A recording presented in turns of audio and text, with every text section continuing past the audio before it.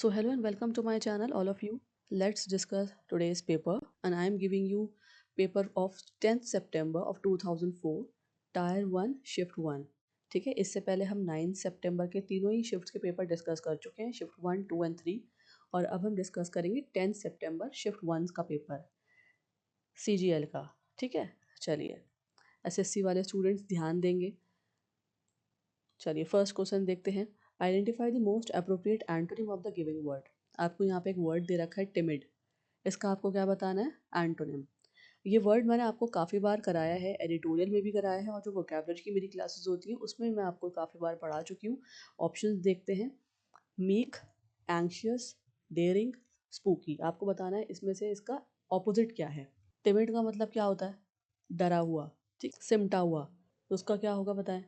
Dairying, है ना। Answer क्या है इसका? डेयरिंग। क्योंकि टिमिड का क्या मतलब होता है? देखिए मैंने आपको बताया अफ्रेड या शाय, है ना। तो डेयरिंग मतलब ब्रेव और बोल्ड। तो हमें एंटोनिम बताना है, ऑपोजिट बताना है, तो टिमिड का क्या हो जाएगा? Daring, brave. ठीक है, चलिए आगे बढ़ते हैं। अब बाकी सारे क्यों सही नहीं है, बाकी का भी मतलब हम जान लेते हैं। देखिए मीक का मतलब होता है क्वाइट, सबमिसिव। ठीक है। एंशियस का मतलब होता है वरीड। स्पूकी का मतलब होता है स्केरी। अब ये सारे पता है सिनोनिम्स होगा, देखिए, है ना, टिमिड के। तो इसलिए ये सारे नहीं हैं, हमें क्या बताना था? ऑपोजिट बताना था। और ऑपोजिट क्या होगा इसका? डेयरिंग। सो जो थर्ड ऑप्शन है वो क्या है? सही है। चलिए नेक्स्ट क्वेश्चन देखते हैं। Select the most appropriate meaning of the giving idiom. आपको जो है ये ईडियम दे रखा है, ऑन द बॉल। 4 ऑप्शन दे रखे हैं और आपको इसका सही मीनिंग बताना है क्या होता है। ठीक है, फर्स्ट पहले चारों ऑप्शंस पढ़ लेते हैं। फर्स्ट है अनअवेयर ऑफ एनी चेंजेस और developments and lazy to react to them. Second, aware of any changes or developments but slow to react to them. Third, aware of any changes or developments and quick to react to them. And fourth, aware of any changes or developments but doing nothing. ठीक है, तो क्या है इसका answer? सही answer क्या है इसका? Third, aware of any changes और developments and quick to react to them. On the ball मतलब ये होता है। इसका मतलब क्या होता है? अलर्ट होना, एक्टिव होना, या जल्दी से समझ जाना, या जल्दी से रिस्पॉन्ड करना। ठीक है, एग्जाम्पल देख लेते हैं सेंटेंस में। She is always on the ball during meetings and notices every detail. ठीक है, वो हमेशा बॉल पर होती है, कब? मीटिंग्स में, और हर चीज़ को नोटिस करती है। अब ऑन दी बॉल मतलब बॉल के ऊपर नहीं, मैंने आपको मतलब बताया। क्या मतलब होता है इस ईडियम का? अवेयर ऑफ एनी चेंजेस और developments and quick to react to them. ठीक है, अलर्ट रहती है वो मीटिंग्स के दौरान, एक्टिव रहती है और जल्दी से समझ जाती है, रिस्पॉन्ड करती है। On the ball, fine. अब देखते हैं बाकी सारे क्यों गलत है। Unaware and lazy, unaware and lazy, ये ऑपोजिट मीनिंग हो गया। सेकंड वाला देखें, अवेयर बट स्लो, ये गलत है, ये भी मीनिंग। ठीक है, और थर्ड वाला aware but doing nothing, not correct. Option third जो है इज करेक्ट। क्यों करेक्ट है? Because it shows awareness plus quick action, दोनों चीज़ें इसमें दिखाई गई हैं। ऑप्शन थर्ड में अवेयरनेस भी और जल्दी से एक्शन भी लिया जा रहा है, तो ऑप्शन थर्ड जो है सही है। चलिए आगे बढ़ते हैं और थर्ड क्वेश्चन देखते हैं। Select the most appropriate option to substitute the underlined segment in the given sentence. अब यहाँ पे आपको एक सेंटेंस दे रखा है और यहाँ पे कुछ वर्ड जो हैं सेंटेंस में अंडरलाइन है, आपको क्या बताना है? इसका सब्सटीट्यूट बताना है। Let's see the sentence. I have been living in Hyderabad since I am born. ठीक है, तो क्या मतलब हुआ है सेंटेंस का? मैं हैदराबाद में रह रहा हूँ जब से मैं पैदा हुआ हूँ। ठीक है, यही मतलब है ना। लेकिन यहाँ पे सिंस आई एम बॉर्न जो है वो क्या है? हमें इसका सब्सटीट्यूट करना है। तो क्या आएगा इसके आगे? Fourth option, since I was born. यहाँ पे एम जो है वो गलत है। ठीक है, I have been living in Hyderabad since I was born, जब से मैं पैदा हुआ हूँ। हमें सेंटेंस का मतलब इस तरह से हमें लेके चलना है। तो आंसर जो है इसका फोर्थ सही है। देखिए अब मैं बताती हूँ क्यों। रूल समझ लीजिए। आफ्टर सिंस, जब भी सिंस आता है सेंटेंस में, वी यूज़ पास्ट टेंस। हमेशा हम क्या यूज़ करेंगे सिंस के बाद? Past tense, to show the starting point of the time. क्या मतलब है? देखिए, I have been living in Hyderabad, मैं हैदराबाद में रह रहा हूँ जब से मैं पैदा हुआ हूँ। तो स्टार्टिंग पॉइंट की बात हो रही है, अब से मैं पैदा हुआ हूँ, तो इसके सिंस के बाद क्या आएगा? पास्ट टेंस आ जाएगा। तो यहाँ क्या आएगा? Since I was born. Fourth option सही है, एम गलत है यहाँ पे। ठीक है, सेंटेंस मैंने आपको बता दिया सही। याद रखेंगे, रूल है ये, ट्रिक बता रही हूँ मैं आपको। जहाँ पे भी सिंस होगा उसके साथ क्या आएगा? पास्ट इवेंट की बात हो रही है। सिंस, जब से। सिंस का मतलब क्या होता है? जब से मैं रह रहा हूँ, तो पास्ट की बात होगी। इसलिए हमेशा से इसके साथ क्या आएगा, पास्ट टेंस यूज होगा। ठीक है, since I was born, since I came here, was आ गया, केम आ गया ना। Since he started the job, जब से उसने जॉब शुरू करी थी, स्टार्टेड, केम, वॉज, सब क्या है, पास्ट। अब दूसरे क्यों गलत है वो यहाँ आप देख सकते हैं। फर्स्ट ऑप्शन इसलिए गलत है, since I have bond, I have लगा हुआ है यहाँ पे, है ना, करेक्ट, इनकरेक्ट ग्रामर है। सेकंड क्या है, since I will be bond, will लग गया, गलत, फ्यूचर, नॉट पॉसिबल। थर्ड वाला क्यों गलत है, सिंस आई बॉन्ड, यहाँ पे वॉज मिसिंग है, तो इसलिए तो फोर्थ ऑप्शन है वही करेक्ट है। क्वेश्चन नंबर 4 देखें, select the option that can be used as a one word substitute for the given group of words. आपको क्या करना है, आपको यहाँ पे इस सेंटेंस का वन वर्ड बताना है। ठीक है, वन वर्ड सब्स्टिट्यूट करना है। देखते हैं सेंटेंस क्या है। A person who sells and arranges cut flowers, ऐसा पर्सन बताइए जो फ्लावर्स जो हैं फूल बेचता है और अरेंज करता है। ऑप्शन देखिए, हॉर्टिकल्चरिस्ट, बोटानिस्ट, गार्डनर या फ्लोरिस्ट। क्या है, फ्लोरिस्ट। ठीक है, a person who sells and arranges flowers. Sentence में देख लेते हैं, a florist prepared a beautiful bouquet, florist ने क्या प्रिपेयर करा, एक ब्यूटीफुल बुके प्रिपेयर करा। ठीक है, तो फ्लोरिस्ट का मतलब आप जान गए, फ्लावर सेलर। आप जाते हैं ना बाहर गुलदस्ता बनाने के लिए, बुके बनवाने के लिए जाते हैं, तो उसको कौन होता है, फ्लोरिस्ट। अब अदर्स क्यों रॉन्ग है वो देख लीजिए। हॉर्टिकल्चरिस्ट कौन होता है, पर्सन हु स्टडीज और ग्रोस प्लांट्स, जो ग्रो करता है प्लांट को, है ना, या पढ़ता है प्लांट्स के बारे में, वो कौन होता है, हॉर्टिकल्चरिस्ट। अब है बोटानिस्ट, बोटानिस्ट कौन होते हैं, साइंटिस्ट हु स्टडीज प्लांट्स, ऐसे साइंटिस्ट जो प्लांट्स के बारे में पढ़ते हैं। Gardener, person who takes care of garden, जो गार्डन में काम करते हैं, माली जिन्हें हम बोलते हैं, वो गार्डनर होता है। ठीक है, तो फ्लोरिस्ट जो है इसका आंसर सही है, फोर्थ ऑप्शन सही है according to the sentence given. Let's come to the fifth question. The following sentence has been split into four segments. Identify the segment that contains the grammatical error. आपको यहाँ पे एक sentence दे रखा है, 4 parts में divided है, और यहाँ 4 ऑप्शन दे रखे हैं। आपको बताना है कि कौन से सेगमेंट में, कौन से पार्ट में ग्रामेटिकल एरर है। तो चलिए हम पढ़ते हैं पहले sentence. After the concert was over, concert over होने के बाद, दे गो टू द रेस्टोरेंट, कहाँ गए वो, रेस्टोरेंट गए। हैड डिनर टुगेदर, रात में साथ में खाना खाया। एंड टॉक्ड अंटिल मिडनाइट, और बात कर ली आधी रात तक। ठीक है, तो यहाँ पे कहाँ गलती है, यहाँ गलती है, देखिए, दे गो टू अ रेस्टोरेंट, क्यों गलती है मैं बताती हूँ। After the concert was over, was, बात की बात हो रही है, पास्ट की बात हो रही है ना, और यहाँ पे क्या लगा दिया उन्होंने, प्रेजेंट टेंस लगा दिया, गो। अब देखिए यहाँ पे क्या आएगा, went, they went to a restaurant. ठीक है, had dinner together and talked until midnight. तो यहाँ पे सेकंड जो ऑप्शन है वो क्या है हमारा, गलत है। हमें एरर फाइंड करना था, ग्रामेटिकल एरर निकालना था, तो यहाँ गो की जगह क्या आएगा, वेंट। ठीक है, ये मैंने आपको यहाँ पे समझा दिया। तो सेंटेंस क्या बनेगा, after the concert was over, they went to the restaurant, had dinner together, talked until midnight. Correct जो फॉर्म क्या आएगी, they went to a restaurant. ठीक है, आपको एक बात याद रखनी है, अगर वर्ब पास्ट है तो सारे वर्ब जो है किस में होंगे, पास्ट में होंगे। ठीक है, यहाँ पे देखिए वॉज पास्ट आया था ना, तो जितनी भी आगे आने वाले वर्ब्स होंगे वो किस में होंगे, सारे पास्ट में होंगे। देखिए गो वेंट हो जाएगा, हैड आ गया यहाँ पे, हैज़ का हैड हो गया, और टॉक का टॉक्ड हो गया, है ना, सब पास्ट हो गए। वर्ब्स क्या होते हैं, क्रिया, जो काम हो रहा है। तो इसलिए याद रखेंगे, ट्रिक है ये बहुत इंपॉर्टेंट समझने के लिए आपको। बाकी टेंसेस तो है ही ज़रूरी आप लोगों के लिए, प्रेजेंट, पास्ट, फ्यूचर समझना ज़रूरी है, साथ ही साथ इसमें ट्रिक भी आपको जानना ज़रूरी है कि अगर कहीं पे पास्ट की बात हो रही है सारे वर्ब्स पास्ट हो जाएंगे। चलिए आगे बढ़ते हैं, let's see question number 6। Select the option that can be used as a one word substitute for the given group of words. Again आपको यहाँ पे सेंटेंस दे रखा है, आपको क्या करना है, एक वर्ड चूज करना है इसमें से। A small group of people who spend their time together and do not welcome other people to that group.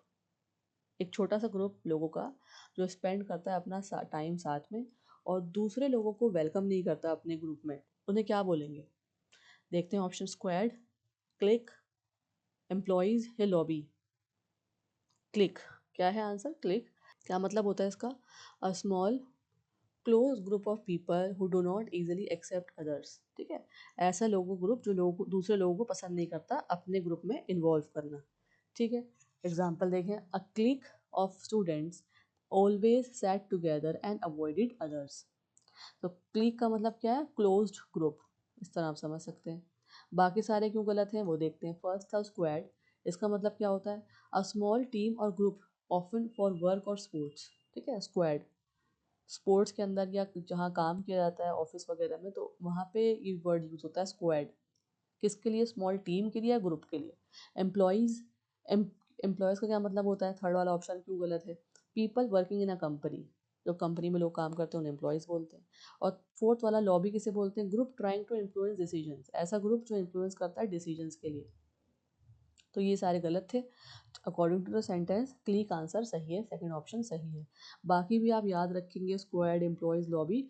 अभी देखिए क्लिक के ऊपर क्वेश्चन आ गया, हो सकता है नेक्स्ट पेपर में आपके स्क्वाड पूछ लें, लॉबी पूछ लें, है ना। तो इसलिए आपको बाकी सब भी मैं बता देती हूँ साथ साथ। चलिए 7th क्वेश्चन पे आते हैं। The following sentence contains a word with a spelling error. इसमें कहीं स्पेलिंग एरर है इस सेंटेंस के अंदर, ठीक है।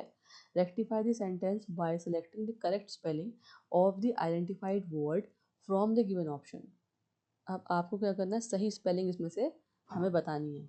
He has to be conscious of his public manners as he is a descendant of a reputed family in his region. अब यहाँ पे जो डिसेंडेंट की स्पेलिंग है ना वो गलत है। सही स्पेलिंग ऑप्शन क्या है? सेकंड ऑप्शन, डिसेंडेंट, ये ऑप्शन सही, ये स्पेलिंग सही है डिसेंडेंट की। नोट करें, DESCENDANT, ये है सही spelling.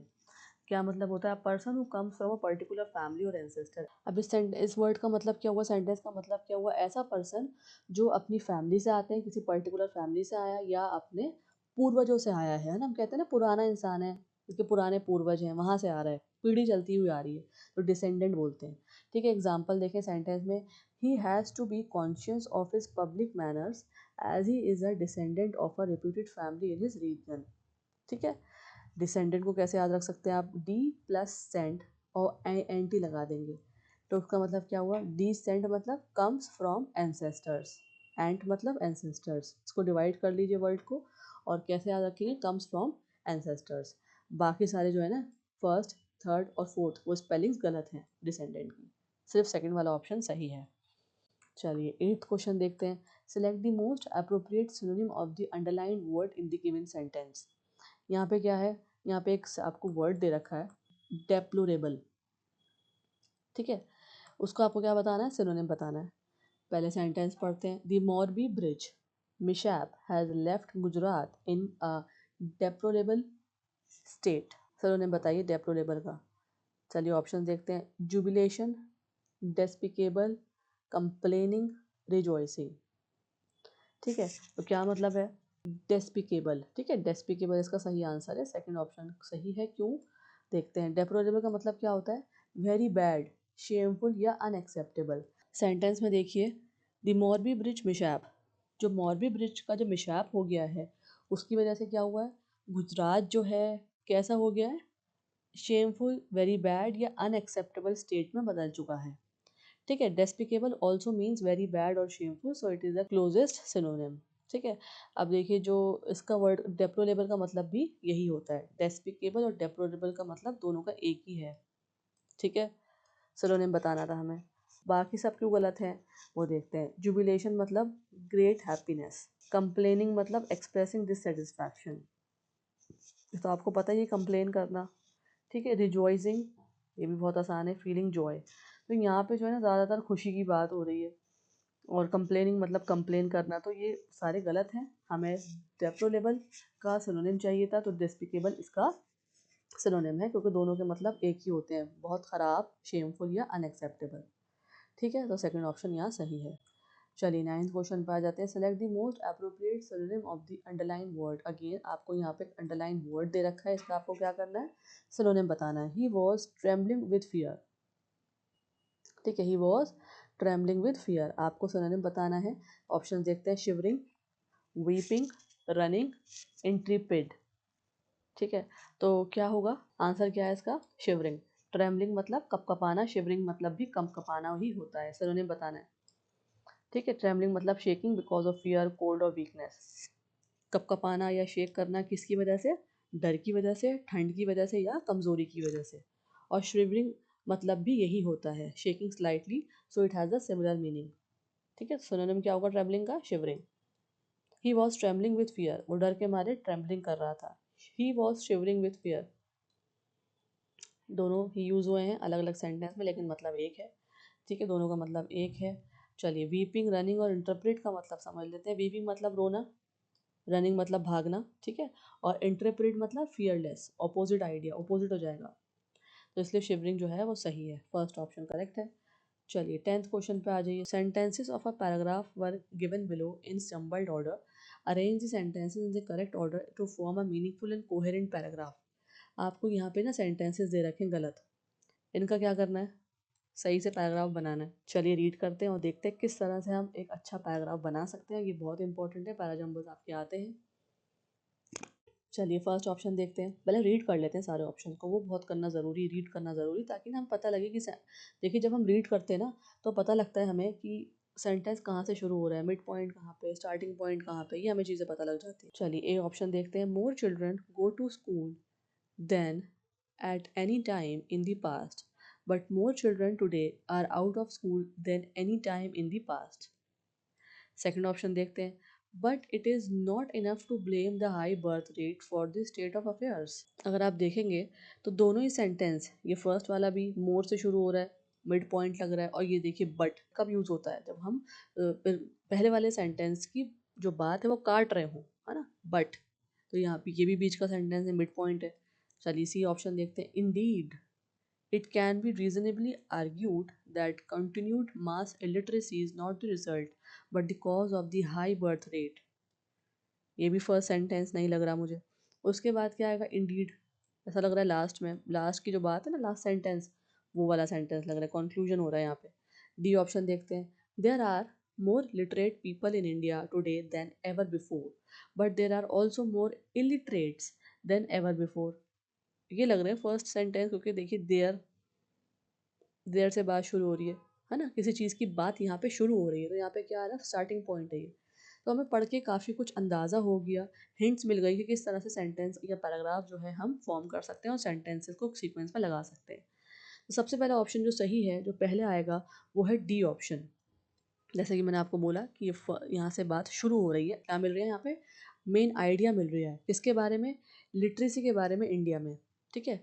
D is the starting sentence because it introduces the main idea, हमें आइडिया मिल रहा है किसके बारे में बात हो रही है, किसके बारे में बात हो रही है, लिटरेसी के बारे में इंडिया के अंदर, ठीक है। There are more literate people in India today than ever before but there are also more illiterates than ever before, ठीक है। चलिए उसके बाद कौन सा सेंटेंस आएगा, अब आएगा sentence A, more children go to school than any time in the past but more children today are out of school than any time in the past, ठीक है। यहाँ पे क्या हो रहा है, कंपैरिजन किया जा रहा है, continues the same comparison about education, ठीक है। क्या बता रहे हैं, it talks about children going to school versus children out of school, दोनों में कंपैरिजन हो रहा है, कितने बच्चे स्कूल जाते हैं और कितने बच्चे जो है वो स्कूल छोड़ चुके हैं या स्कूल से बाहर हैं, ठीक है। पहले हमने मेन आइडिया बता दिया, उसके बाद कंपैरिजन कर दिया, ठीक है। उसके बाद क्या आएगा, option B, but it is not enough to blame the high birth rate for the state of affairs. B option क्या है, हमें कंट्रास्ट बता रहा है, एक्सप्लेन कर रहा है कि ये सिर्फ इनफ नहीं है ब्लेम करने के लिए, ये बात, ठीक है। किस बारे में, लास्ट ऑप्शन क्या है, C, indeed it can be reasonably argued, argument आ रहा है यहाँ पे, that continued mass illiteracy is not the result but the cause of high birth rate. सिर्फ मास इलिटरेसी होने की वजह से ये प्रॉब्लम नहीं आ रही, किसकी वजह से आ रही है, बर्थ रेट बहुत ज़्यादा हो चुका है। फाइनली गिव्स द कंक्लूजन और deeper explanation about illiteracy and birth rate. तो ये जो ऑप्शन पैराग्राफ बना, कैसे बना, DABC, DABC जो है हमारा थर्ड ऑप्शन जो है वो यहाँ पे सही है। तो इसी तरह से आप मीनिंगफुल करके हर एक सेंटेंस को समझ के पैराग्राफ फॉर्म करेंगे, जंबल सेंटेंसेस आपके आते हैं। ट्रिक समझ लीजिए, पैराजंबल को सॉल्व करने के लिए पहले आप ना जनरल आइडिया ढूंढेंगे, कहाँ से सेंटेंस स्टार्ट हो रहा है वो भी देखेंगे एक सेंटेंस, और क्या बात हो रही है पहले आप आइडिया लेकर आएंगे, मेन आइडिया, ठीक है। उसके बाद लुक फॉर लॉजिकल कॉन्टिन्यूएशन, उसके बाद देखिए किस बारे, इसी बारे में आगे ऐसा कौन सा सेंटेंस है जो कंटिन्यू कर रहा है इसको, ठीक है। उसके बाद बताएंगे आप, जैसे आप ऐसे वर्ड ढूंढेंगे जो कनेक्टर हों, बट, हाउएवर, एंड, ये सारे कनेक्टर्स आते हैं ना, ऐसे वर्ड ढूंढे ताकि वो जोड़ रहे होते हैं पीछे वाले सेंटेंस को, ठीक है। और उसके बाद लास्ट में कंक्लूजन करेंगे जो एंड कर रहा हो स्टेटमेंट को, पूरे पैराग्राफ, आर्गुमेंट आ रहा हो वहाँ पे, कंक्लूजन आ रहा हो, आइडिया के बारे में बता रहा हूँ, पूरे जिस्ट हो, वहाँ पे समरी हो पूरे पैराग्राफ की, वो सेंटेंस आप लास्ट में रखेंगे। तो ये ट्रिक्स होती हैं पैराजंबर को सॉल्व करने के लिए। वो कैसे, आपको सबसे आसान तरीका पता है क्या है? सबसे आसान तरीका ये है कि आप सेंटेंसेस को रीड करिए। जितनी बार आप रीड करेंगे आपको खुद समझ में आने लगेगा कि हाँ, यहाँ आइडिया की बात हो रही है, यहाँ पे आर्गुमेंट आ रहा है, यहाँ पे राइटर कुछ और कह रहा है, यहाँ पे राइटर कुछ और कह रहा है। तो ये पढ़ने से आता है। You have to read the paragraph, you have to read the lines again and again. चलिए नेक्स्ट क्वेश्चन पे आ जाते हैं। Question number 11, select the most appropriate synonym of the bold word in the following sentence. यहाँ पे alleviate एक word दे रखा है सेंटेंस में, आपको क्या करना है? सिनोनिम बताना है इसका। He tried to alleviate the sufferings of his neighbours. अब एलिवेट का क्या करना है? सिनोनिम बताना है। एलिवेट का मतलब पहले जान ले क्या होता है। To make something less painful और लेस सीरियस। एलिवेट मतलब किसी चीज़ को कम पेनफुल करना या लेस सीरियस का बना देना। तो क्या होगा बताएं? Synonym relieve.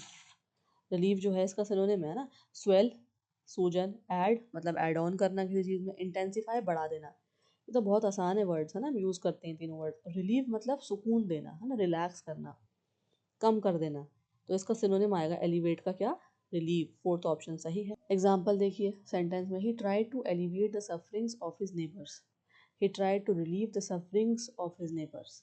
ठीक है, तो एलिविएट रिलीव एक जैसे लग रहे हैं। बाकी सारे क्यों गलत हैं वो देख लीजिए, मैंने आपको बता दिया। स्वेल मतलब सूजन, इंक्रीज, ऐड, मोर, इंटेंसिफाई और ज़्यादा बढ़ाना, स्ट्रॉन्ग करना। इसलिए फोर्थ ऑप्शन यहाँ पे सही है। 12th देखते हैं question. The following sentence has been split into 4 segments. Identify the segment that contains a grammatical error. Again आपको इस सेंटेंस में क्या करना है? ग्रामेटिकल एरर है किसी पार्ट में, वो आपको यहाँ पे बताना है। चलिए सेंटेंस रीड करते हैं। Renewable energy sources like solar and wind power will replace traditional fossil fuels and help reduce carbon emissions. पहले सेंटेंस का स्ट्रक्चर देखिए, उसका टेंस समझिए, क्या बात है उसमें, कैसे टेंसेस लगे हुए हैं, कैसे वर्ब की फॉर्म्स लगी हुई हैं, पहले आप ये समझेंगे। ठीक है, renewable energy sources like solar and wind power. ठीक है, रिन्यूएबल एनर्जी की बात हो रही है। जैसे कि आपको पता है सोलर एनर्जी हम यूज़ करते हैं, विंड पावर यूज़ करते हैं। ठीक है, ताकि एनर्जी जनरेट हो सके। विल रिप्लेस्ड, यहाँ देखिए यहाँ पे पास्ट फॉर्म आ गई विल के बाद। विल के साथ क्या आती है? जब वुड थोड़ा लगा, यहाँ पे विल लगा हुआ है ना। अगर वुड होता तो रिप्लेस्ड आ जाता, लेकिन यहाँ क्या है? प्रेजेंट फॉर्म लगी हुई है विल, तो यहाँ क्या आएगा? रिप्लेस। सिर्फ बेस फॉर्म आएगी। ठीक है, will replace traditional fossil fuels and help reduce carbon emissions. तो यहाँ देखिए रिड्यूस, हेल्प, सब कुछ वर्ब जो सारा बेस फॉर्म में लगा हुआ है। फ्यूल्स, तो क्या आएगा यहाँ पे? रिप्लेस। तो यहाँ पे जो विल के बाद पास्ट टेंस है वो गलत है। ये आपको मैंने यहाँ समझा दिया सब कुछ। याद रखेंगे ट्रिक, बता दूँ मैं आपको, जहाँ पे विल है मतलब बेस फॉर्म है जब, तो वर्ब भी कैसा होगा? बेस फॉर्म ही आएगा।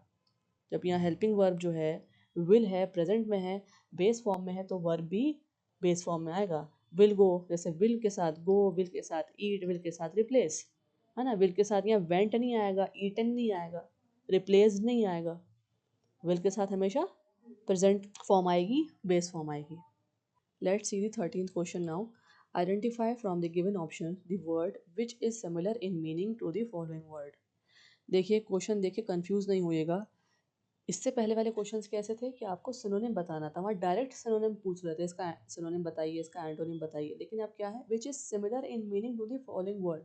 इसका मतलब भी वही है कि आपको वर्ड दे रखा है इक्विवोकल और 4 ऑप्शन दे रखे हैं, इसमें से आपको क्या करना है? सिनोनिम बताना है।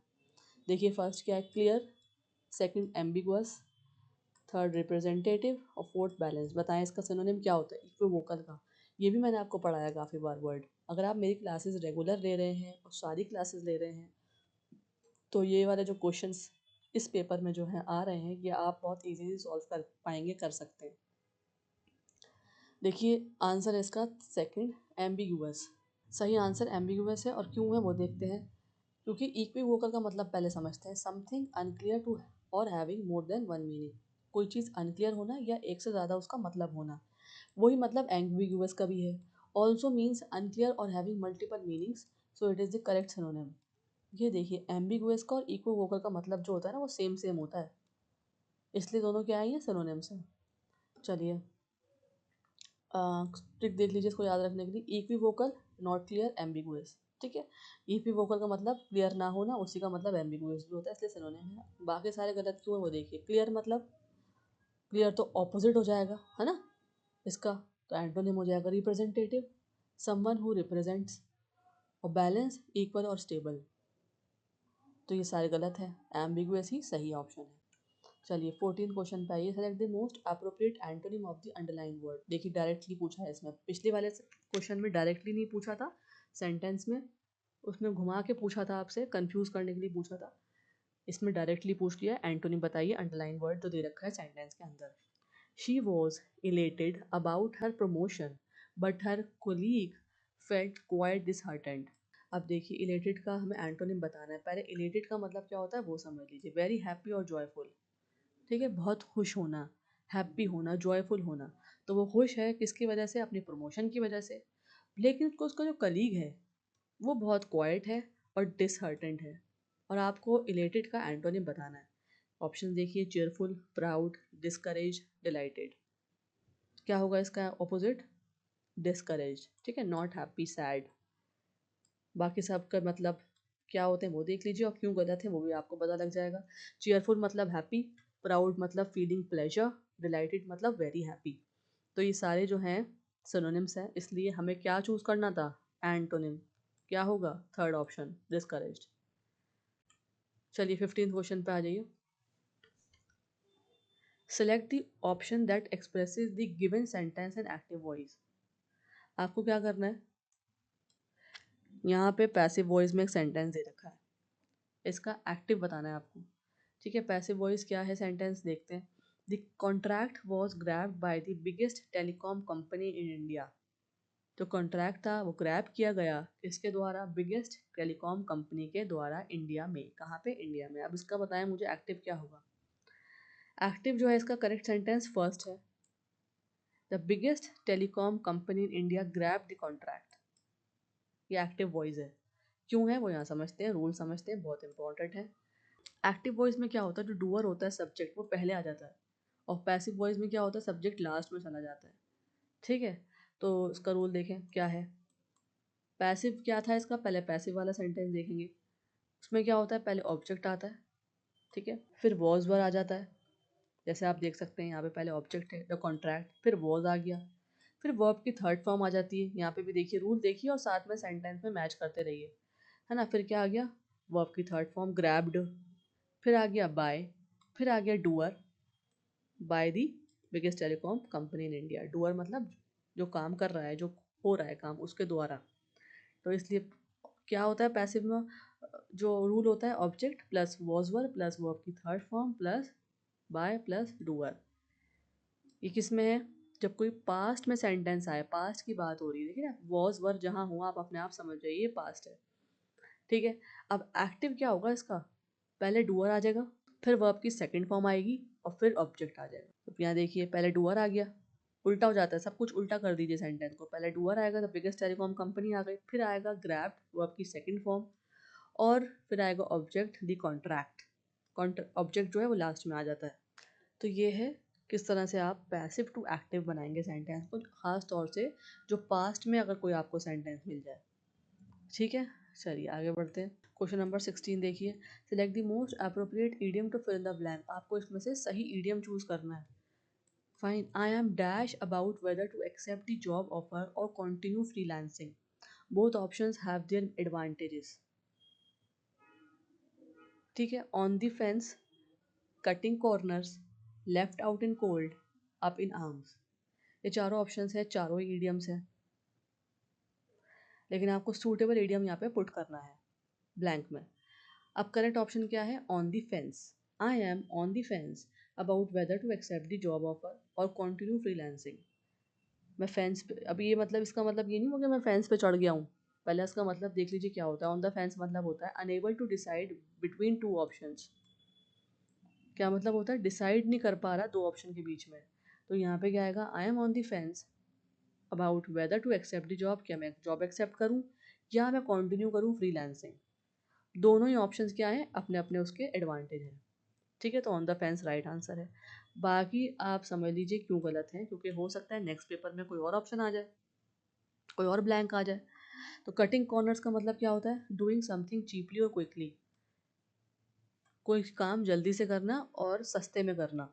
Cutting corners, left out in the cold, left out in the cold मतलब इग्नोर्ड और एक्सक्लूडेड, इग्नोर करना या एक्सक्लूड करना। Up in the arms, very angry और प्रोटेस्टिंग, ठीक है, अप इन द आर्म्स मतलब बहुत गुस्से में और प्रोटेस्ट करने वाला। तो इसलिए जो है फर्स्ट ऑप्शन ही यहाँ पे सही आ लग रहा है हमें, तो फर्स्ट ऑप्शन सही है। चलिए 17 क्वेश्चन पे आ जाइए। Select the correctly spelled word. अब इसमें से 4 ऑप्शन आपको दे रखे हैं, सही स्पेलिंग जिसकी है वो आपको यहाँ पे चूज करनी है। कंसेंसस, एंटरप्रेन्योरशिप, कलीग और बिजैर। तो यहाँ पे सही स्पेलिंग किसकी है?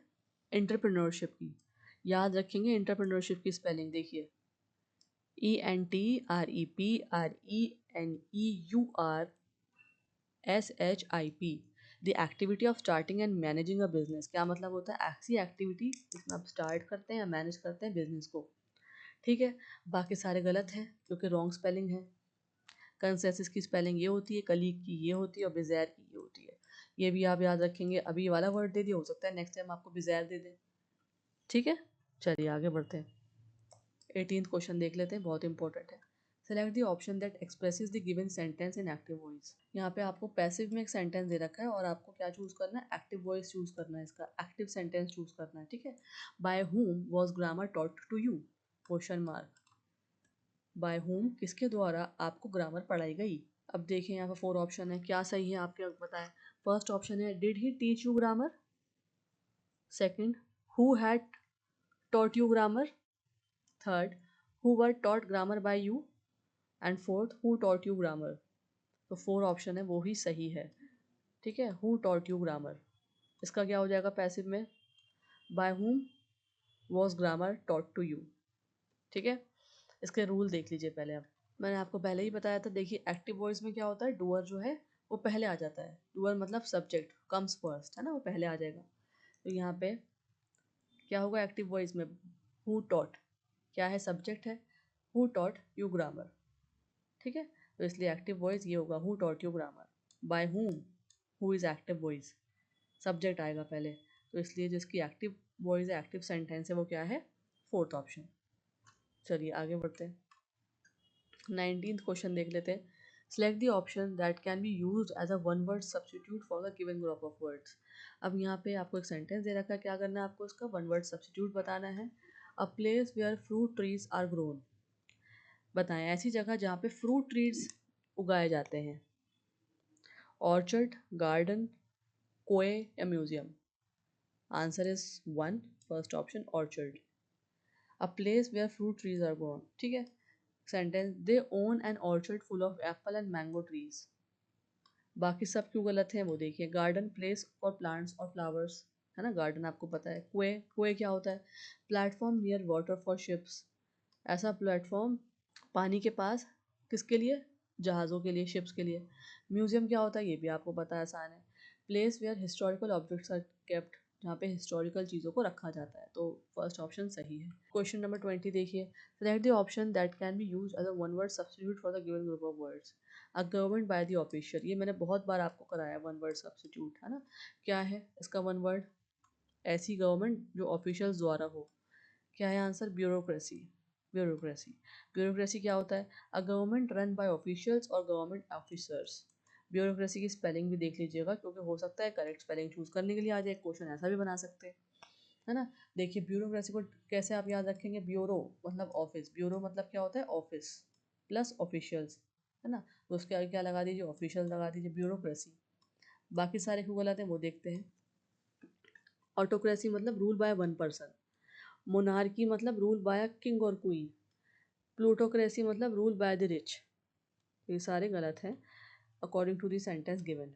Last part reading comprehension, question number 21 देखेंगे, लेकिन पहले हम पैराग्राफ को पढ़ेंगे, समझेंगे और फिर हम देखेंगे क्या आपसे पूछा गया है इसमें।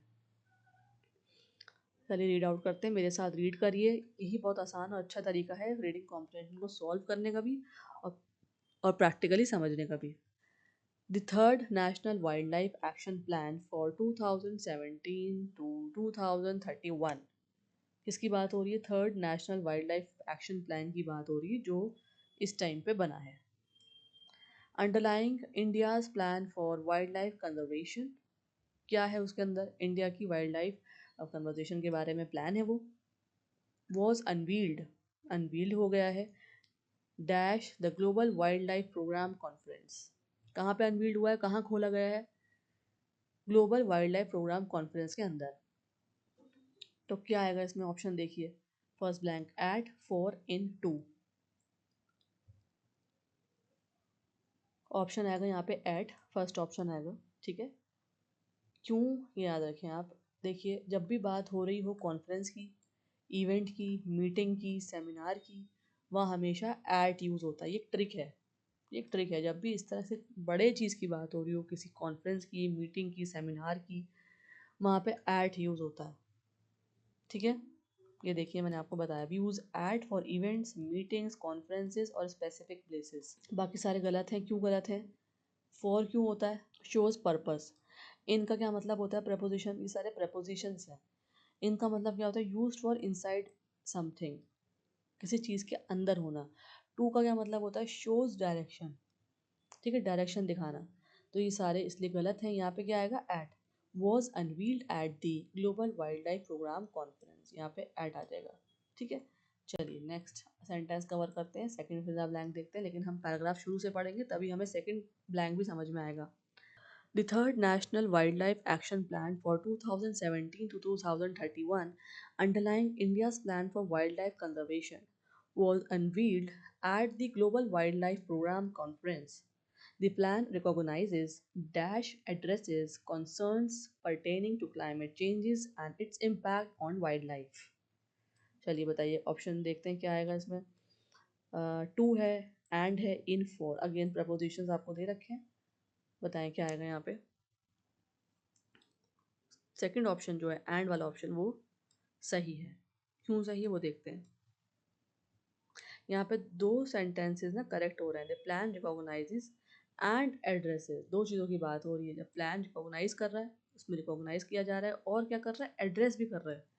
क्या, कंसर्न्स, किसके ऊपर, pertaining to climate changes and its impact on wildlife, ठीक है। रिकॉग्नाइज कर रहा है प्लान, इस प्लान की मैंने ऊपर बात करी थी, आपको बताया था, और एड्रेस किया जा रहा है किसके ऊपर, क्लाइमेट चेंजेस के ऊपर, जो वाइल्ड लाइफ पे इफेक्ट करेंगे। तो यहाँ पे दो सेंटेंसेस की बात हो रही है, जब जहाँ पे दो सेंटेंसेस को जोड़ा जाता है वहाँ पे एंड यूज होता है, कनेक्टर है, ठीक है। याद रखेंगे, ट्रिक देख लीजिए, टू एक्शंस टुगेदर, जब दो चीज़ें एक साथ हो रही हो वहाँ पे क्या आएगा, एंड आ जाएगा। जैसे कि रिकॉग्नाइजेज एंड एड्रेसेस, मैंने आपको बता दिया है ना, तो यहाँ पे क्या आएगा, एंड। चलिए नेक्स्ट देखते हैं, 23rd क्वेश्चन आप देखेंगे, third fill in the blanks cover करेंगे, लेकिन शुरू से पढ़ेंगे पैराग्राफ को। The third National Wildlife Action Plan for 2017 to 2031, underlying India's plan for wildlife conservation, was unveiled at the Global Wildlife Program Conference. The plan recognizes and addresses concerns pertaining to climate changes and its impact on wildlife. चलिए third पढ़ेंगे, बहुत important है। The plan details, plan क्या बता रहा है, details है उसके अंदर, किस चीज़ की, द इम्पोर्टेंस ऑफ इकोसिस्टम, इसकी इंपॉर्टेंस बताई गई है इकोसिस्टम्स की, फॉर फूड प्रोडक्शन, इसके लिए, फूड प्रोडक्शन के लिए, हेल्थ के लिए, और दूसरे एक्सपेक्ट्स की यहाँ पे डिटेल में बात करी गई है, उसकी इंपॉर्टेंट बताइए। Of dash survival and sustenance, चलिए ऑप्शन देखते हैं। ग्रुप, ह्यूमन, स्पीशीज, ब्रीड, क्या आएगा यहाँ पे बताएं। यहाँ पे क्या आएगा, सेकंड ऑप्शन सही है, ह्यूमन। चलिए रीड करके देखते हैं। The plan details the importance of ecosystems for food production, health and other aspects of human survival and sustainable development, ठीक है। तो यहाँ पे बात हो रही है ह्यूमंस की।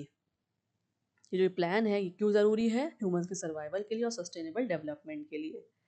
जब हमेशा याद रखिए आप, किसी भी पैराग्राफ में, किसी भी कंटेक्स्ट में, किसी भी जगह पे जब सर्वाइवल और डेवलपमेंट की बात हो, तो ज़्यादातर क्या आएगा वहाँ पे, ह्यूमन सर्वाइवल, मतलब ह्यूमंस की बात हो रही है, ठीक है। दूसरे गलत क्यों है वो देख लीजिए। ग्रुप एक्टिविस्ट, ग्रुप सर्वाइवल मतलब नॉट लॉजिकली करेक्ट, यहाँ पे ग्रुप सर्वाइवल की बात नहीं हो रही, सेंटेंस गलत लग रहा है ना। स्पीशीज सर्वाइवल, ये भी गलत लग रहा है कंटेक्स्ट के अकॉर्डिंग। और ब्रीड सर्वाइवल, ये भी नहीं होगा, इनकरेक्ट यूजेज, तो इसलिए यहाँ पे क्या आएगा, human survival, survival and sustainable development. चलिए नेक्स्ट चलते हैं, 24th क्वेश्चन, और यहाँ पे हम फोर्थ ब्लैंक को कवर करेंगे, लेकिन हम पहले रीड आउट करेंगे। The third National Wildlife Action Plan for 2017 to 2031, underlying India's plan for wildlife conservation, was unveiled at the Global Wildlife Program Conference. The plan recognizes and addresses concerns pertaining to climate changes and its impact on wildlife. The plan details the importance of ecosystem for food production, health and other aspects of human survival and sustainable development. यहाँ तक हमारा paragraph पूरा हो चुका है. अब चलते हैं फोर्थ ब्लैंक पे. It also emphasizes preservation of genetic dash and sustainable utilization of species and ecosystems, which has direct bearing on our scientific advancements and support to millions of rural communities. बताएं क्या आएगा यहाँ पे. Option दे रखे हैं आपको. Conflict, diversity, focus, rejection. Sentence देखिए किस पे एम्फेसाइज करता है ये. Preservation of genetic diversity. ठीक है, जेनेटिक डाइवर्सिटी पे और sustainable utilisation of species and ecosystems, ताकि बहुत सारी एडवांस साइंटिफिक, ताकि जो है बहुत सारी एडवांसमेंट्स और सपोर्ट मिल सके किसको, रूरल कम्युनिटीज़ को. अब जेनेटिक डाइवर्सिटी क्यों आता है, एक बात बताऊँ मैं आपको. देखिए जेनेटिक के साथ हमेशा डाइवर्सिटी आता है. ये क्या है, कोलोकेशन है. ठीक है, कोलोकेशन है ये. कहीं पर आपने अगर पढ़ा होगा अपनी टेक्स्ट बुक में या साइंस के बुक्स में या एडिटोरियल या कहीं पे भी पढ़ा होगा, जेनेटिक डाइवर्सिटी आता है, एक साथ आता है. ये क्यों, कॉमन टर्म है ये. ठीक है, जार्गन भी है और कोलोकेशन भी है ये. जार्गन क्यों है, क्योंकि ये एक जो है एक बायोलॉजिकल टर्म है, साइंटिफिक टर्म है जेनेटिक डाइवर्सिटी. और कोलोकेशन क्यों है, क्योंकि हमेशा ये दोनों पेयर्स में आते हैं, साथ में आते हैं.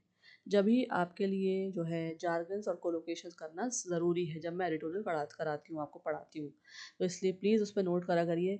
देखिए, genetic diversity is a common term in wildlife conservation and biology, meaning variety of genes within species. Species के अंदर बहुत सारी वैरायटी को हम क्या बोलते हैं, जेनेटिक डाइवर्सिटी. ठीक है जी, तो ये कॉमन इन्वायरमेंटल टर्म है या बायोलॉजिकल टर्म है, इस तरह से आप बोल सकते हैं. तो यहाँ पे क्या आएगा, diversity, genetic diversity and sustainable utilisation. ये करेक्ट ऑप्शन है, सही है. बाकी सब गलत हैं, इनकरेक्ट हैं. चलिए लास्ट में आ जाते हैं. बिल्कुल लास्ट क्वेश्चन करेंगे, लास्ट ब्लैंक को कवर करेंगे, फिफ्थ ब्लैंक को, लेकिन हम रीड शुरू से ही करेंगे ताकि हमें पैराग्राफ समझ में आ जाए. The third National Wildlife Action Plan for 2017 to 2031, underlying India's plan for wildlife conservation, was unveiled at the Global Wildlife Program Conference. The plan recognizes and addresses concerns pertaining to climate changes and its impact on wildlife. The plan details the importance of ecosystems for food production, health, and other aspects of human survival and sustainable development.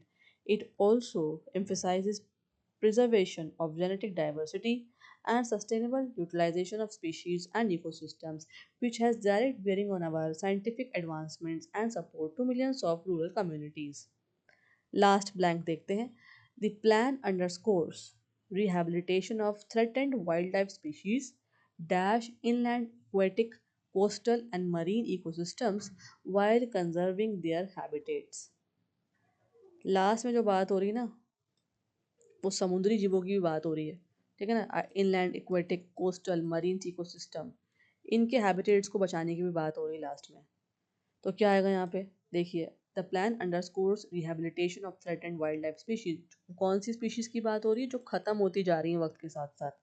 यहाँ पे क्या आएगा, option देखिए. Including, gathering, counting, mixing.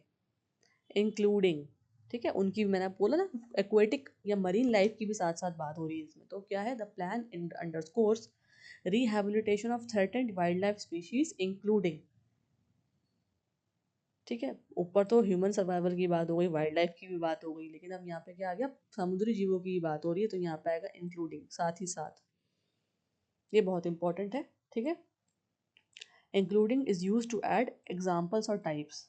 सिर्फ wildlife की बात नहीं हो रही, सिर्फ ह्यूमन स्पीशीज की बात नहीं हो रही है, या फिर रूरल कम्युनिटीज़ की बात नहीं हो रही.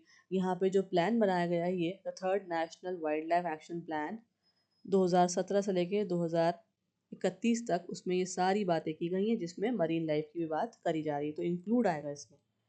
ठीक है, बाकी सब गलत हैं. क्यों, गैदरिंग मतलब कलेक्टिंग, कलेक्ट करना, काउंटिंग मतलब कैलकुलेट करना, और मिक्सिंग मतलब मिक्स कर देना. तो ये सब गलत हैं, सिर्फ क्या आएगा यहाँ पे, फर्स्ट ऑप्शन सही है. तो this is the whole paper. ठीक है, हमने डिस्कस कर लिया है, मैंने आपको आंसर्स भी समझा दिए हैं, एक्सप्लेन करा है ट्रिक्स के साथ, नोट करेंगे आप. बहुत इम्पोर्टेंट है, क्योंकि ये पेपर सॉल्व करने का मेरा मतलब यही होता है कि आपको जो है पता लग जाए ट्रिक्स, क्योंकि बार बार जो है एक ही चीज़ आती है, ये बार बार रिपीट करी जाती है एसएससी के एग्ज़ाम्स में। So I hope you understood it all well. आपको समझ में आ गया होगा पेपर पूरा, ठीक है। जितने भी नए स्टूडेंट्स हैं, अगर कोई यहाँ पे वीडियो देख रहा है एसएससी का बच्चा है, तो प्लीज़ सब्सक्राइब करके ज़रूर जाइएगा चैनल को। It's a request. लाइक करें, शेयर करें अपने फ्रेंड्स और कलीग के साथ, ताकि वो भी पढ़ सकें और समझ सकें किस तरह से आपको पेपर सॉल्व करना है, समझना है कैसे क्वेश्चंस आते हैं। Fine. And don't forget to share your feedbacks and comments in my comment box. So now I will be meeting you in the next video with a new topic. Thank you for watching. Have a nice day ahead.